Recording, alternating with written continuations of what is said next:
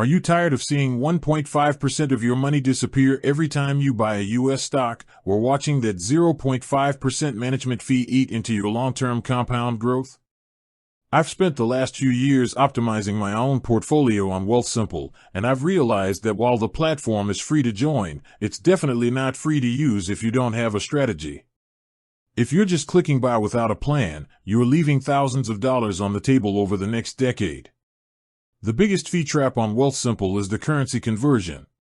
If you use a standard core account to buy a US-listed stock like Apple or Tesla, Wealthsimple charges a 1.5% fee when you buy and another 1.5% when you sell.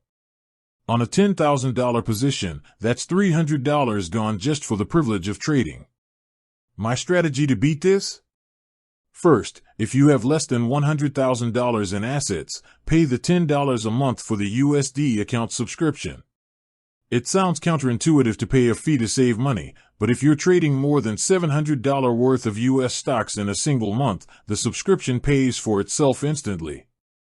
Once you hit premium status at $100,000, that USD account becomes free, and you can move USD directly into the platform from other banks without paying Wealthsimple a dime in conversion fees.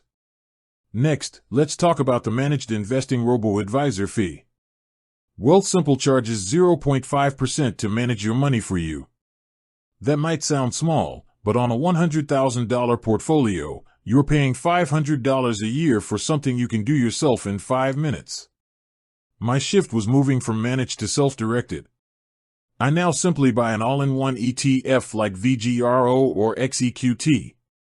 These ETFs automatically rebalance and diversify for you, but because you're buying them yourself in a trading account, you pay $0 in management fees to Wealthsimple. You only pay the internal MER of the ETF, which is usually around 0.2%, less than half of what the robo-advisor charges.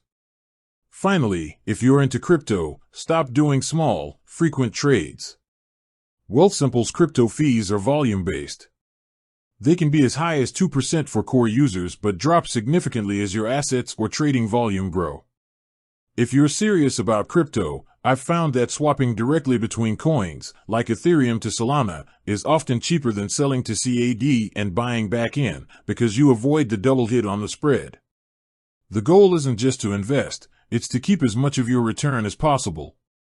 By using USD accounts for US stocks, switching to self-directed ETFs for your core holdings, and being mindful of crypto spreads, you turn Wealthsimple from a convenient app into a high-performance wealth-building tool.